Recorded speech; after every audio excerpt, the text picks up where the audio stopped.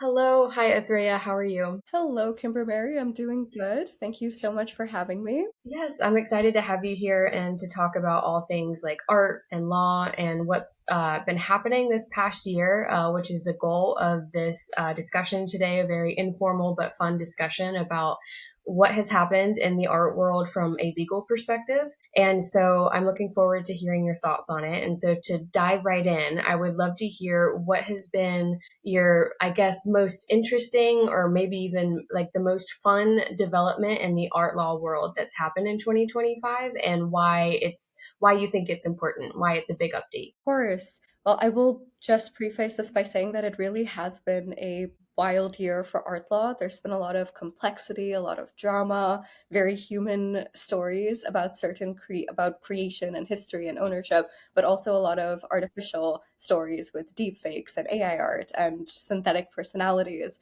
So it's been a very chaotic time, but I think it is a good reminder that both law and art are very organic, that it's not theoretical, it's very much alive and it's happening. So if I had to pick my favorite art law development this year, it is definitely going to be watching how courts have had to wrestle in very real time with boundaries of authorship, with infringement in generative AI. And there is so much that's happening every single day, but not just the big headline cases that all of us would see, but also parallel lawsuits by artists, by writers, by media companies over training data. And I think the reason why I call it my favorite is partly because these cases have kind of forced a bit of a public reckoning of sorts about very fundamental questions. What counts as art? Who is the artist? Who deserves to be credited and compensated for creativity? And what is creativity? How should copyright respond to the millions of works that are being ingested by AI models? So it is very thrilling from a legal perspective because this type of litigation is pretty much forcing the courts to kind of articulate new boundaries for copyright, for fair use, for data mining. But apart from the legal perspective, which is what we're going to talk about today, and it is so important, but the other reason why this is actually my favorite area to follow, it's about creativity, I think. And I'm very, very excited just about the innovations that are happening on the ground in terms of what creatives and tech companies are building, but also watching artists experiment and collaborate, but also push back because of all of the concerns that we're seeing. If it's okay, I'd love to mention this example. In the city over the year, I had seen this art exhibit. It was called Human Assisted AI Art, and it had this poetry camera. And it looks like an old Polaroid camera, but when you take a photo with it, instead of printing out a Polaroid photo, it prints out a poem based on the image that you have captured. And That's it is powered on GPT and Raspberry Pi. And I found it so exciting because I thought it would be a really bad, a really cheesy poem, but it was very detailed and it really did a good job in terms of what it captured. If I had read it anywhere, I would have been equally impressed and not really known that it was AI generated. But this was created by a couple of Caroline Zhang and Ryan Mather. But very importantly, it's open source and people can build their own. You have access to the code, but I think it's just such a great example of that creativity and innovation. So I think that's what I have been so excited to follow and to see how artists are reacting, how the law is reacting, but also how the art market has been reacting to this. Sorry if that was a long-winded answer. No, that was like the perfect intro. And there's like so many, like as you were sharing that, I was like, oh, I want to ask about that. I want to ask about that. So I guess maybe a good starting point, since this is kind of like a brief recap of, 2025, when it comes to AI and the law kind of being developed, like we're building the airplane as it's like in the air, it feels like. Maybe you can speak to where we were at the beginning of this year in terms of like a legal understanding of AI versus now. Like how would you summarize those two points in time? Of course, summarize is a very hard word, but you know, Or recap or brief or what the best way to put all of yeah, it's been chaotic as you very eloquently put it, so however best to no, put it in a nutshell, I guess. Okay. So, like a little backdrop, maybe from where we ended last year, something that really took off was, I'm not sure if you are familiar with this humanoid robot called Ida. And Like I've heard of headlines maybe about that. Yeah. so this humanoid robot was named after Ada Lovelace, who was first woman programmer, very, very big personality. And this robot that was created by a gallerist created a painting called AI God. And that was a portrait of Alan Turing, who was one of the fundamental personalities who spoke about artificial intelligence and once again software and programming. And so this humanoid robot created this painting, AI God, portrait of Alan Turing, and it sold at an auction.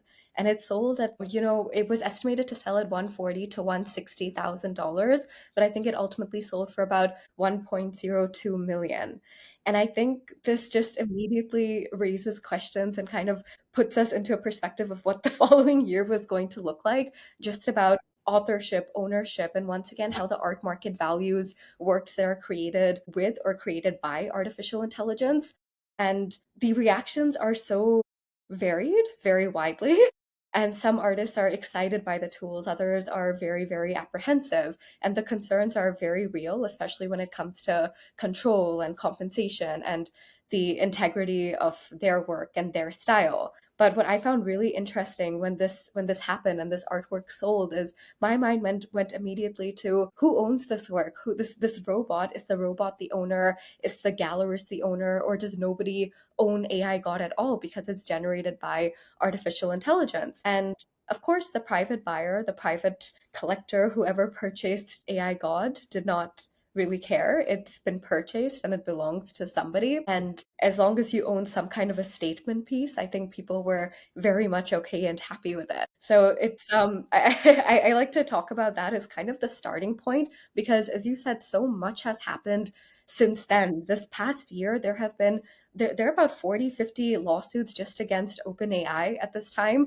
So it's difficult to talk about each of these lawsuits independently. But what we can see is that there have been increased cases, one in terms of what we were just talking about of authorship and ownership. So we're hearing the Copyright Office grapple with what artworks that are generated by artificial intelligence or have a component which consists of AI generated material, what deserves copyright protection? And is this art? And what the Copyright Office has stated, and we're seeing so many different variations of it since the beginning of this year, is that anything that's solely generated by AI would not receive protection. So anything which does not have a human author would not be protected under copyright. But over this year, artists have really tested things out to see what is that boundary or what is that level, how much human creativity is needed for it to also have a human author so the work can be protected. There was Chris Castanova's Zarya of the Dawn, which is pretty well known, and that was one of the first works ever that was initially granted protection. But later, the Copyright Office learned that this work, which is a graphic novel for those who may not be familiar, it contained images and it contained a comic strip because it's a comic, it's a graphic novel. So the images were generated by Midjourney using an AI platform, and the little writings, the little texts were made by the artist Chris Casanova. And initially, the Copyright Office granted full protection over this work, but then they learned that the images were AI generated. So they rescinded protection and they only retained protection of the human generated components. And they said that everything that was solely AI generated would not be protected. So, what this simply means is that this graphic novel as a whole could be protected as a selection and arrangement of the images and the text together, but only the text, which was written and created by the human artist, only that would be copyright protected. And the images in itself, without the text, would be devoid of any protection. So then after that, we saw artists started to input their own images inside these AI platforms to see that if they have a rough sketch and if they ask AI to build upon it, isn't the human component greater and don't they have more creative control over what is being generated or what is being outputted? And we have seen various decisions that have revolved around that. And once again, the office says that simply a text prompt would not be granted any copyright protection, even if you've, as the person who's inputting this text prompt, you've written a very detailed prompt in order to generate an image. In fact, you've not written one prompt, but you've written 1,000 text prompts. Even that would not suffice for the generated output. Just because you have inputted all of this information, the ultimate creative control is not necessarily with you. And I was testing a lot of these out, and I had created two pieces that I really loved. And when I created the first piece, I was inspired by exactly, it was very decadent. I have it hung in my room now, very controversial considerations. But it took me twice, thrice, five, 20 times as long to generate a second image that looked similar to the first one. And I tried everything. I was like, I want it to be decadent, dramatic. I wanted to have the figure of a woman, chandeliers, art, statues, glitter, everything surrounding it. And I tried to create a second version so I could have a series of it, but it took me so long. I was very proud of the ultimate output, which is a maybe a different story, but it was concerning because it just showed that I really had no creative control over the ultimate output. That it was I was waiting for AI to generate something that I thought that I had in my mind. So we have seen variations of this, and most recently, to fast forward to some months ago, the Copyright Office now has registered AI generated works. And one of the pieces is a single piece of American cheese. And the way that this finally received copyright protection is that the human artist used a process of inpainting, where each block of the image was further refined by text prompts. So you had an AI generated image. The process of inpainting was used in order to edit each of the pieces of this artwork that was generated by AI. And very importantly, this human artist, I love that I have to say human artist just because we're talking about. It's crazy that we have to define which party we're talking about. And AI, even a party? I mean, who Yeah, knows? it's but they used time lapse in order to document how the work was created. And I think that that worked very favorably for the Copyright Office and for the artist, because they were able to see that how this human contributed to the piece, and that the creative control was actually with this human artist and not with the artificial intelligence. So that is one of the big things that we have been seeing in terms of AI about what work would constitute copyright protection, and where is that line of creative control and human creativity, and when does it become something which is algorithmic or something that is purely generated by artificial intelligence. And all of this is just one tiny part of the whole AI complex and chaos, because the next set of issues are with fair use and infringement. So now you know if whether a work that is generated by AI and that has a human artist as a collaborator would receive protection or not receive protection. But then, how are these works being created? What is happening in order to generate them? You are data scraping and taking images. And there was a study that was conducted for one of the data sets called Lion 5B. And what this study concluded was that there were images being scraped from social media, from Pinterest, from Google Images, and from websites. And so just from that, we know that a lot of these images are copyright protected, which means that you are taking images that belong to somebody else and using them to feed this AI software. And the AI is learning and creating based on what information and data it's being fed. So it was very sad for a lot of artists to see their work. They were discovering their work being fed in from tools like haveibeentrained.com. And they saw that their works had been scraped, and you were able to create in the style of and in the likeness of certain artists. And while that is an issue in itself, because copyright does not protect style, what was a big concern in these cases that are still being filed and still being heard and moving through different stages in litigation is that the fact that you're taking all of this data and copyrighted information and it's being used for training and for innovation and for artificial intelligence. Is this transformative? Is it adding something new? Is it different from the original purpose of the intent that the artist had when creating the works? So what we're seeing is that media companies, artists, creatives, there are class action lawsuits against big AI tech companies stating that this is infringement and they are stealing the artist's work and it's being scraped and being fed into the systems and being regurgitated. A few big cases to keep an eye on for is New York Times versus OpenAI, Thomson Reuters versus Ross Intelligence. I think these will be very critical in setting precedent of what happens next. But the defense that these big companies are using is that it's fair use and it's transformative. And we're yet to hear from courts about what exactly the status is going to be.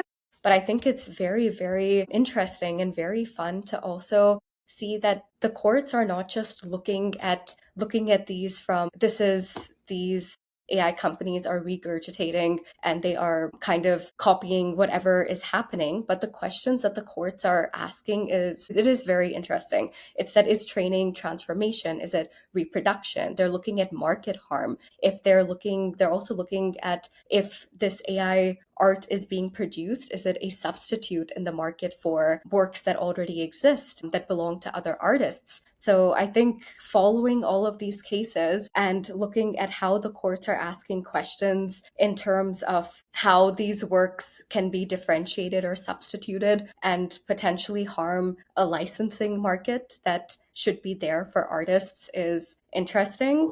So you have these copyright and authorship issues, you have infringement, and you have fair use issues. But I will also just quickly mention that a lot of what we're talking about right now is that these issues are also not completely new. And we have been here before with every major technological shift. When photography was invented, people wondered whether the photographer could even be an author of the work if the camera was doing a majority of that work. And then when we had digital editing and when Photoshop emerged, then we debated whether manipulated or edited images should be treated differently under copyright. And artificial intelligence is just the very latest iteration of that very old conversation. How do we adapt existing laws to new creative tools? And I think that has been the biggest question with regard to artificial intelligence in 2025. Is it am I being dramatic saying that we're kind of at a watershed moment in terms of AI and copyright? Because based on, hearing what you've shared and summarized about how far we've come in just the past year with all of these cases, it seems like we could be seeing, like, I guess, like a breakthrough, like with our understanding of copyright law. Like this, like it could be like a historical shift depending on how these cases come out. Is that an over dramatization of it, or going back to what you were saying, like we've been here before, we, like, anytime new innovations have come up, we've adapted and improvised and moved on from it. So what is kind of your take on that? Is this going to be historical breakthrough watershed moment, or is it just yet another adaptation of the law as it has always done? I think it really, really depends. I will say that it's also important to look beyond the United States and beyond Europe as well, the way other countries are handling these types of issues.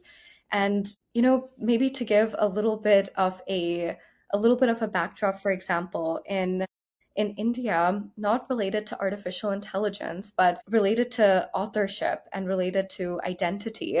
India is a country that has a lot of religion, and everybody has a big say in religion. And there are laws in India that also focus on religion. So you have Hindu personal law, you have Sharia law, you have minority law, Christianity, Buddhism law. And under Hindu personal law, for example, deities, statues of gods and goddesses, they have been recognized as having legal personality and they can hold property. They can be beneficiaries of trust. They can have trusts endowed to them. They can hold property and they can be witnesses in trials and they can give testimony in court. And I think it's really interesting about thinking about how these deities are given legal personality and thinking about non-human legal identity. If some legal systems are able to grant personhood to a sculpture, to a deity, then could that mean that for future debates around artificial intelligence, there could be some personhood or some identity being granted? So that's just a very vague philosophical question about the impact that these cases could have. But I do think it's going to be a bit of both of what you were saying, that there is going to be a really huge shift, but it's also going to be integrated, I think, a little seamlessly with how the courts are handling it. The Copyright Office, for example, has stated in a series of reports that it produced this year about artificial intelligence and copyright is that there likely won't be any change in the law for now. It's something that they are looking at and they are monitoring. And in case a change in the law is needed, that would happen. But for now, they do think that the current law would be able to adapt to a lot of these issues. And whenever somebody asks me if I'm giving a presentation on artificial intelligence and copyright, and if I'm talking about the technology and the innovation, I get from like my partner who's an engineer, for example, he's like, you're so against AI. You're always talking about regulating artists and these rights. But when I talk to other people, like artists, they're like, why are you so pro artificial intelligence? Why do you enjoy it so much? And I find it really funny because it's, what people want to hear and based on what their beliefs are. But I'm really also not for or against anything. I just think that this AI is here to stay. There is a lot of innovation and technology, and whether we like it or not, it's being integrated in every single platform that we're using. And I think it's absolutely fine if, artists have very valid concerns about what AI is doing in terms of creativity and in terms of the environment. But you need to be aware of what's happening. So whether you choose to boycott it or whether you choose to use AI, you need to be aware of how others are progressing with it and what the ethical considerations of using AI are and how to use it more responsibly. So to kind of answer your question in once again a very, very long-winded way is I think what we will see is more a lot of thought behind fair use, infringement, transformation, looking at market harm and substitutes, but also an increase of potential negotiation and licensing arrangements. I think that it doesn't have to be either technological progress and innovation or it has to be copyright and protection. For years and years, balance has existed with progress. And in the US, the Constitution, it basically states exactly that. The whole point of intellectual property and the point of copyright, the objective is, of course, to grant economic rights to creatives, but also not to hinder scientific progress and innovation. So I think the way that we will see these cases move forward will be hopefully protecting artists' rights by having compulsory or voluntary licenses, having more arrangements, and a lot of companies right now, like Adobe, they are working with artists. I think they have artists on their board so that they can see how to best incorporate artificial intelligence in the creation and editing of images. And I think a lot of it will be these types of ethical and responsible use and licensing. So hopefully that answers a bit of your question, but almost every case is still being heard in court. There are appeals happening left, right, and center. Germany, just the Munich court, they actually issued a judgment a couple of weeks ago stating that data scraping would not be fair use and the exemptions that they had would not apply for data scraping and data mining. And Wow. we all anticipate that it's going to be appealed very soon. So it's difficult to give a straight answer, but keep an eye out on all of this. You are summarizing all of this like so eloquently, and the part about like the point of intellectual property, right? Like we want to encourage innovation but also protect, creations and creativity and creators. And maybe that's why all the IP attorneys I've talked to so far nerd out when it comes to AI because, and as you even said yourself, whether you're pro or anti AI, like it's such an interesting technology. And it, even though we've been here in terms of innovation and trying to adapt laws to it, there is something different about this technology with, I think, just the way that it works and trying to figure out like can't, like, should we treat this differently than how we've treated innovations in the past? And it really gets to the heart of what intellectual property is about. And so it's just a very exciting time to be working in art, in the law, in art law, and all of it. Like, it's very fascinating. So thank you for this summary. It was fantastic. I would love to have you back on so we can do an even deeper dive on artificial intelligence and creativity. But I also know that there are some other updates from this past year that we wanted to discuss. And so the first one that comes to mind, this was like a big headline, the Louvre heist. I figured we'll go there next. What thoughts did you have about that? Why was it a big deal? Like, can you kind of give people a snapshot of that and the impact it had on the art law? Course. So that was a very, very much in the news, big headlines, and the Louvre had experienced a highly audacious theft, I would say, that Yes. captured, I think, everybody's attention. And the thieves, what they used was a mover's truck with a freight lift, and they smashed open display cases in the Louvre with different power tools, and they basically stole eight very, very priceless crown jewels. And these included tiaras and necklaces. It even included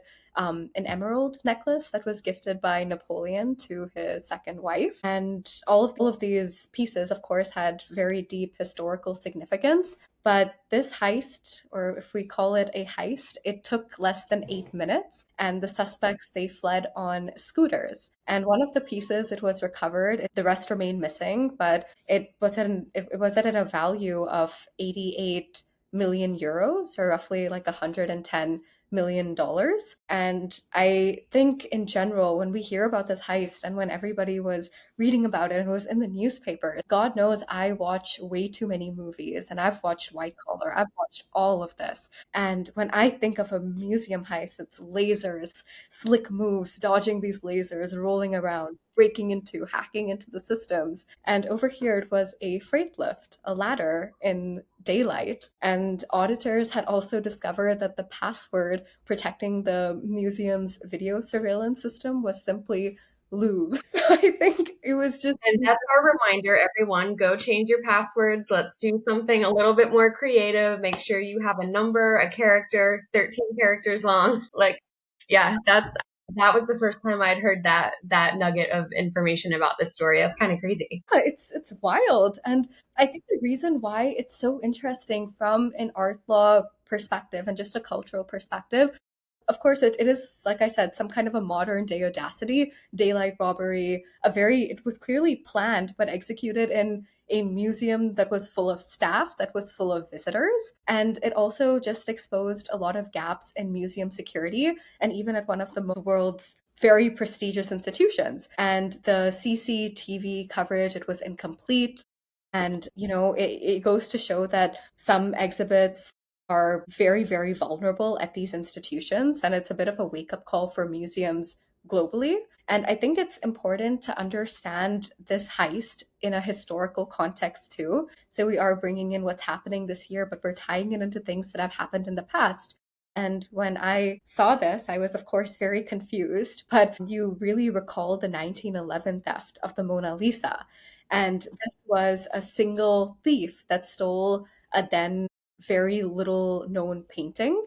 And that transformed it into one of the most famous artworks in the world. And this heist, of course, is a little different. It seems to be a lot more public, and it's involving objects that have this historical and cultural importance. But you can definitely draw parallels from both of these cases as well. They're dramatic thefts, and they have the power to kind of capture the public, kind of a court in itself, and redefine the narrative that an artwork has, and kind of force institutions to confront their vulnerabilities. And the impact of this heist, for example, is already very visible. You can imagine what museums are doing right now to revisit their security protocols and their passwords.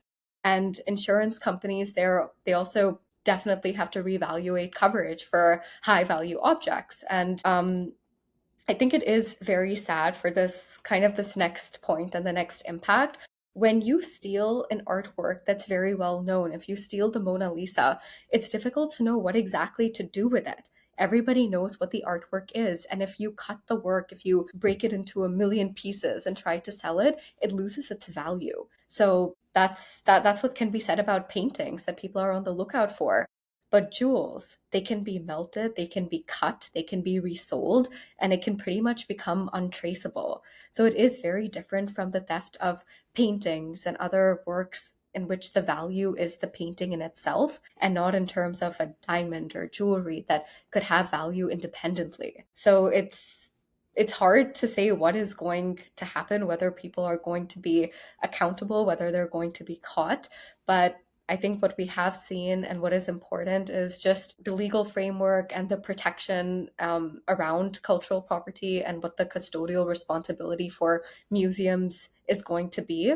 We've already seen a lot of updates, a little beyond this topic, but we have seen a lot of updates in terms to museum policy over the years and the kind of responsible practices that museums have to inculcate, such as having in New York, having placards that deal with the provenance of the work, whether it has been stolen from the Nazi era period, and making sure that it's listed and people know about it. So I think we're going to see a lot more security, of course, after this heist and how people are responding to it, but we'll also in general with museums see a lot more transparency and provenance in terms of best practices of what they have to do. And I think just for this case, and even for AI and the things that we have discussed and will discuss, it's just the impact that social media has also had in the art world. I think I was also, before I would say that a lot of people, a lot of the younger generation would not take such interest in a lot of the things that are happening in the fine art world and in the art world in general. But I think social media has kind of changed the narrative for that and the public involvement and awareness of what is going on in terms of museums, in terms of these heists. Everybody is under scrutiny, and the way that this information is portrayed, I always like to bring in social media because I think it's a form of art in itself at times. You have so many memes and you have so many reels about certain things, and I think the Louvre heist was one of the was a very fun and very interesting situation to create a lot of, if you want to call it art or derivatives for memes for.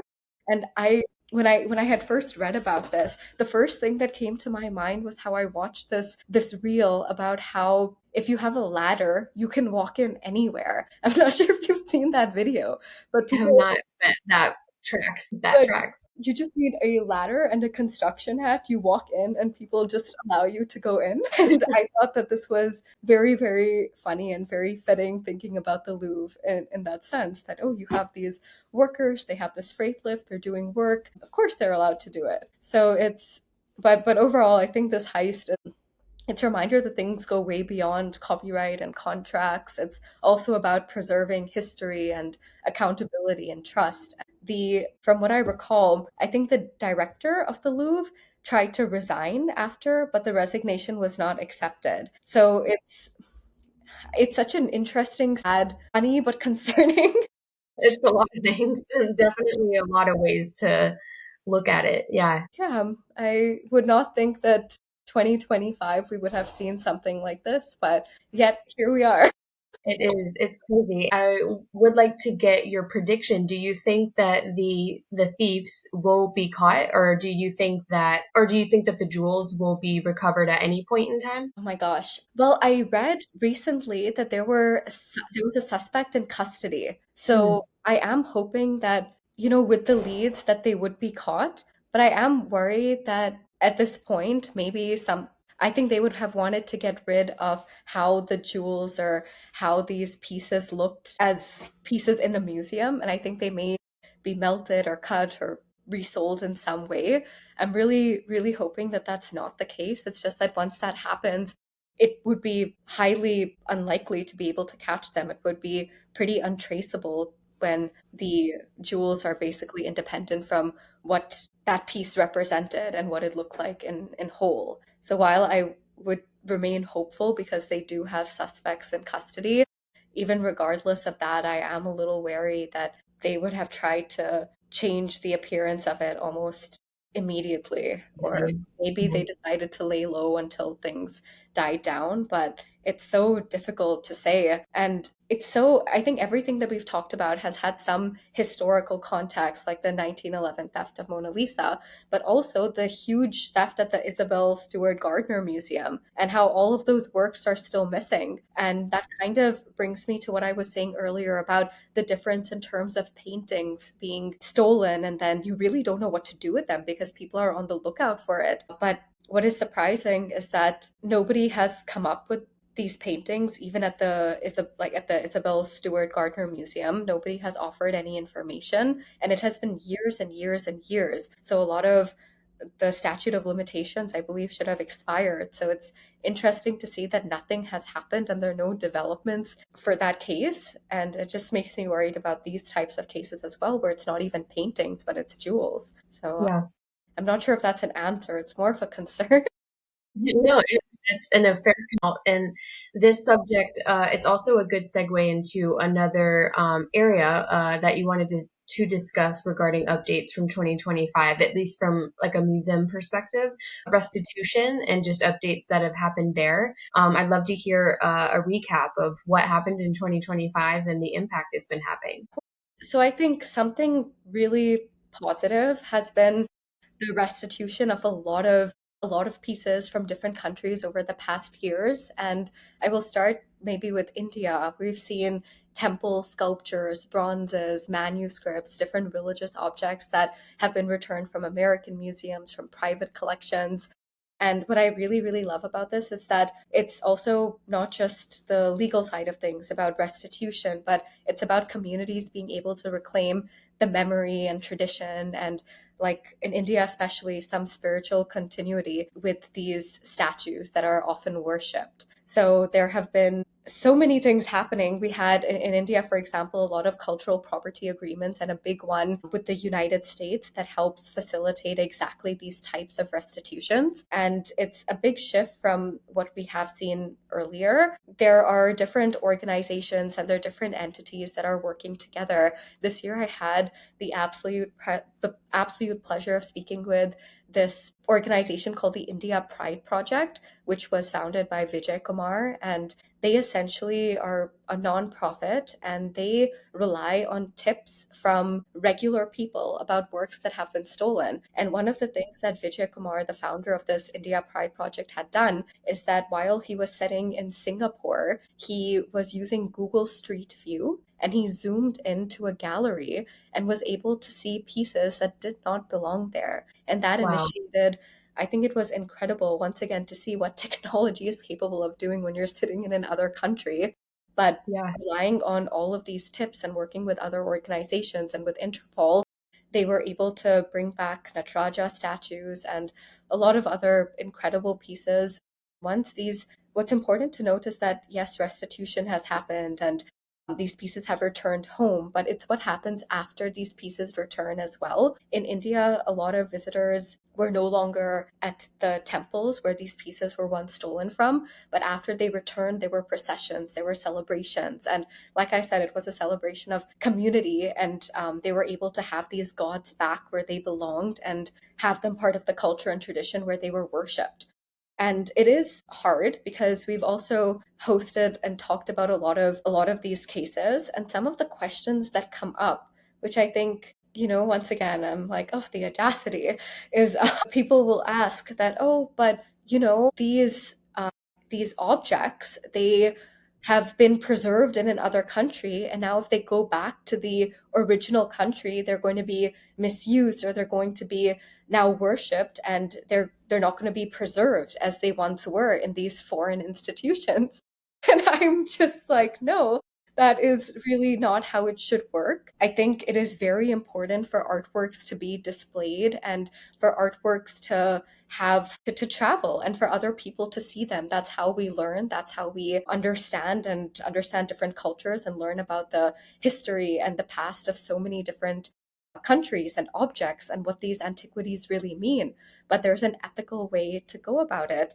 You return, you can restitute the works, and you can have loan agreements, and you're able to very nicely showcase and educate the world about artwork that belongs in a different country. I think these conversations have increased tremendously. And I would once again also say that there are these cultural property agreements in 2025 that were enacted. In addition, I will bring once again social media back into this. The India Pride Project, it has run on tips that were given on social media on WhatsApp groups, and that's how people were able to collaborate and find objects that were stolen. And more than anything, when a country, when a government, when anyone is under scrutiny, social media is relentless. So we are relentless in terms of shaming and boycotting and making sure that something right happens. And I think it's been very nice to see that, especially in the last couple of years, take place. And whether we're talking about restitution of works or whether we're talking about copyright and trademark infringement, where big companies are stealing smaller artists and upcoming artist designs, the way that a lot of this is addressed is once again through social media and just shaming these companies and shaming AI companies into having different tests and prohibitions on their website to not allow artists, to not allow people to create in the style of similar artists. So this is one of the things that has been very, very happening in Prelovin, just about looted artworks and restitution and repatriation. A couple of the big cases that happened this year, Benningsen versus Guggenheim, which is to do with Nazi era looted art. And I think that there has been a great shift in US courts towards more openness to claims by heirs. And this is meaningful. It shows how law is once again moving towards more ethical accountability and some kind of a historical repair. Benningsen versus Guggenheim, it's a case about a painting that was sold under duress during the Nazi era. It is one of the key restitution cases that we all are watching right now. And while the heirs have not won, and I think it's going to be appealed again, it's just something to read about. And it's very striking to see how even these cases that have happened years and years ago, they are being brought up. The history is very much alive with family. There is a New Here Act, which is in the works as well.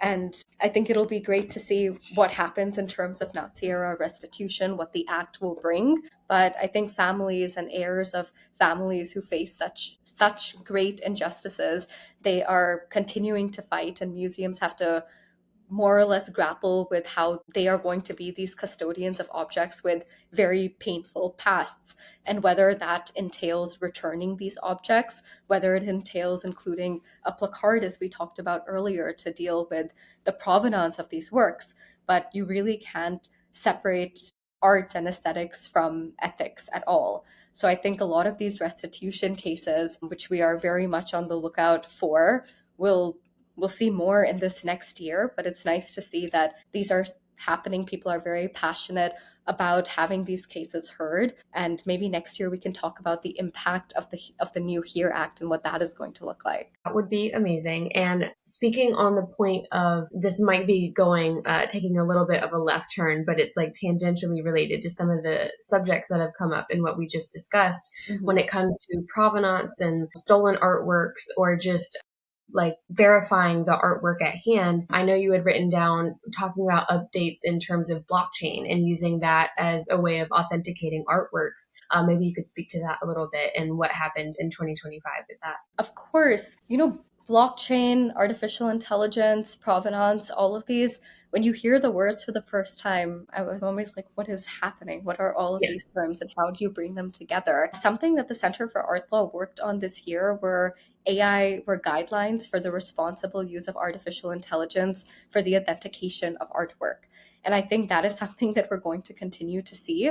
We have seen companies, for example, art recognition, they have an AI tool that they use for authenticating artworks using heat maps, figuring out the pigmentation and training their artificial intelligence on catalog raisonnés and on other artworks, which they have permission for, which is another question, and to see what patterns and what recognition systems artificial intelligence can find. And I think that the use of artificial intelligence is tremendous in this sense. The use of blockchain has also been very, very interesting, especially in terms of authenticating work, but also potentially protecting work. I had spoken to this creative, his name was Andy Rosen, and he had built this platform called File Protected. And File Protective used blockchain to register works on this platform, File Protected.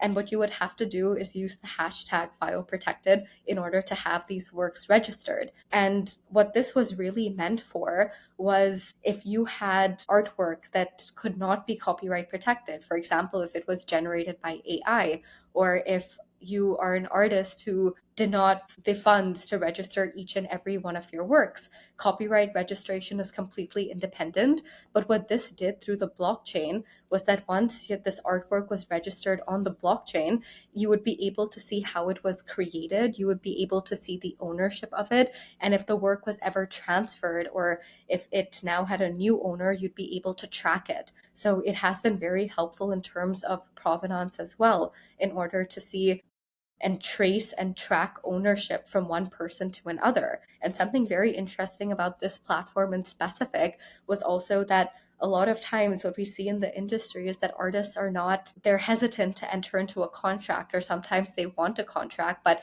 the organization or the entity that they're working with do not want to give a contract. They don't really want to have something in writing. But for example, if you have an email exchange, that suffices as a contract. If you have some kind of an agreement over email, that's very much a way to show that you have a valid contract. And what this platform would also do is that it would register the email, and you'd be able to see this contract and have it live along with the artwork, which I thought was very, very interesting. So Yeah, I do have to say I'm continuously confused about blockchain, and I think we all are.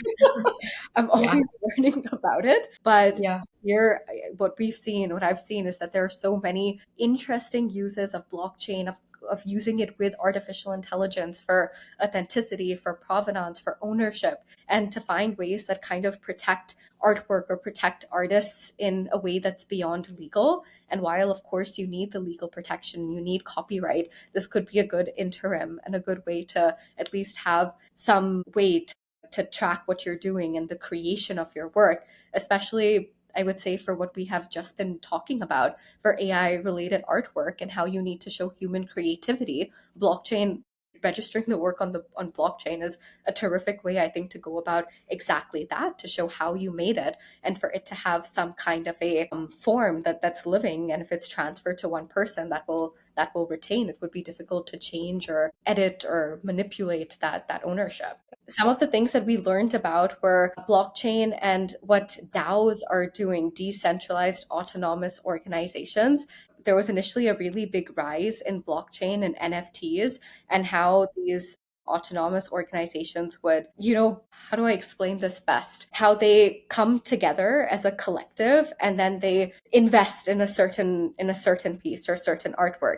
And I think in that sense, blockchain could be very, very helpful in terms of creating some kind of an agreement and showing who owns what. And similar with NFTs, I think that was helpful in that sense, to see when you're working with a number of people and if there's some kind of fractional ownership over a piece or even an NFT, that could be the best way to showcase that ownership.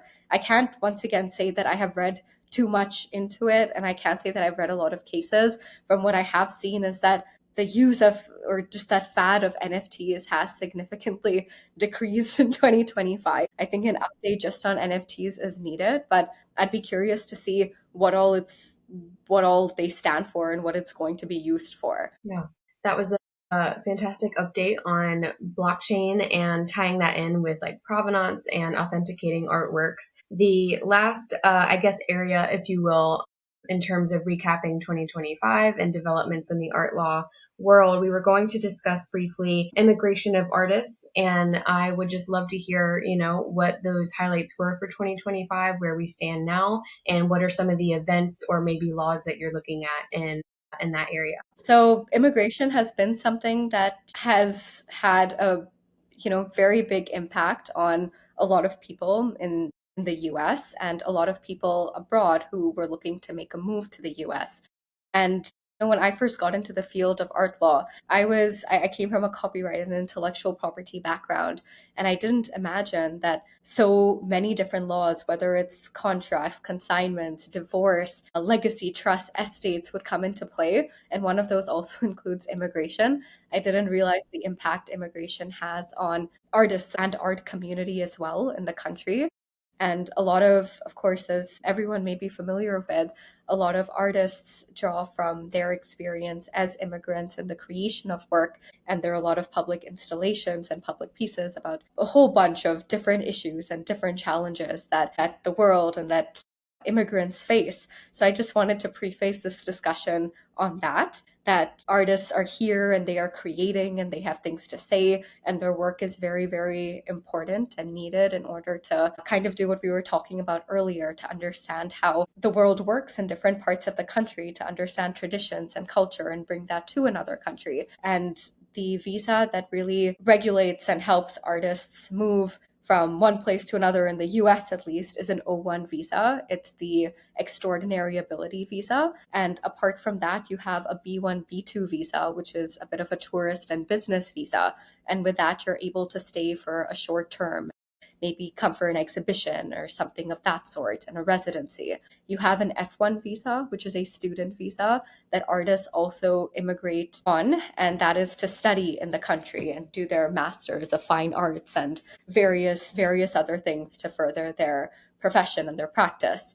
And then you have an H1B visa, which is mainly meant for professionals and not necessarily artists. But there has been a big shift in immigration, a lot of executive orders left, right, and center about different immigration related aspects, different grant aspects as well, which is a bit of an other issue. Something that we're also seeing, just talking about the government in general right now, is defunding of arts and arts organizations and different wings of different museums. And I think they're all important discussions to see what the impact of this will be on artists. But the change in immigration policy, it has resulted in a lot of administrative delays in terms of people being able to get their visas. It has made the process a little bit harder in terms of having your visa stamped in another country and then coming to the US. So the wait times are a year, 2 years, 3 years, and you're not able to get an interview, you're not able to get your visa on time to actually attend the programs, whether it's a degree or whether it's a residency, on time. So I think that this is a very sensitive topic, and 2025 has seen a lot of developments, not necessarily positive in the area. It's something definitely to watch out for. There have been a lot of changes, and it'll be difficult to get into the details of all of this, but I would just advise anybody who is in another country and who is looking to immigrate to the US, the forms have changed for certain visas, including the artist visa. The fees has also changed dramatically. The wait times have changed, and there may be other routes or other options that artists or others may want to explore. It has been a concerning and difficult time keeping track of these executive orders. One of the biggest changes was for H-1B visas. Those are who are familiar, the drop box of H-1B visas, which meant that you didn't need an interview for your visa to be stamped. You would submit the documents and get approval. That has been done away with. So everybody would need an interview. But more than anything, there has also been a visa fee that has been imposed. And now, for any company that is going to sponsor an H-1B visa, per person, the cost is going to be $100,000. There are a lot of lawsuits and class actions being filed to oppose this in terms of how legal it is to have the fee, which is originally just a few $1,000s for filing, to increase the cost of that to something of the sorts of $100,000 per person. So it's troubling and concerning, but that has also happened in 2025. And Yes, I'll be hopeful to see what the changes are in immigration, what the impact of this is going to be in the next year. for sure. And it's definitely heartbreaking in a lot of ways. Just a lot of the headlines we're seeing with this. And thank you for the reminder that, there are plenty of people coming here and they're sharing their story and they're contributing. And so, yeah, that's a good reminder to have. And I do want to be mindful of your time. I have one last question for you. I ask it to everybody before we wrap up our interviews, and that is, in a world obsessed with disruption, what is something that we should preserve? And you can be as philosophical as you like or as practical as you like. I always like to give that caveat with it. I love that. I really, really do love the question. I think it is very thoughtful. And I think just based on what we've discussed today, something that I have taken away from speaking with you as well is that what we really should preserve is the human narratives behind art, whether it's created by an artist, traditional artist, a digital artist, an immigrant artist, the provenance stories, the context of creation, the meaning behind the artwork, and the relationship that art has with the communities and with cultural objects. I think that should and needs to be preserved. And I think that law and legal systems, of course, they tend to focus on rights and ownership and markets, but we also need to look at the preservation of memory, of dignity, of these ecosystems, of exactly these cultural ecosystems that allow art to flourish. And I think what we really need to be thinking about and focusing on is the humanness behind it all, especially in the age of fakes and deep fakes and artificial intelligence. Based on our conversation once again, the balance between innovation and creativity, I will always say that disruption is valuable and it has ignited so much of what is happening right now as we speak. And I really do believe that younger generations are now involved more in politics and they are appreciating fine art. They're visiting museums and galleries, they're learning and collecting art. And I do think that disruption has made a lot of that possible and happen. I think it's needed and it's fueled it, but preservation is what gives this innovation any meaning. And the role that we will play, that the law will play, is to protect exactly those things that make creative disruption possible. And the biggest thing that I can say is that you can be disruptive without being exploitative. And I think that that's what we need to focus on. So you protect humans, you protect creativity, protect the art, welcome disruption, welcome innovation, but not at the expense of that humanness and humanity. Well said, beautifully put. Thank you so much for your time. And I hope to speak with you again because there are so many follow up questions that I have for you. But thank you. Thank you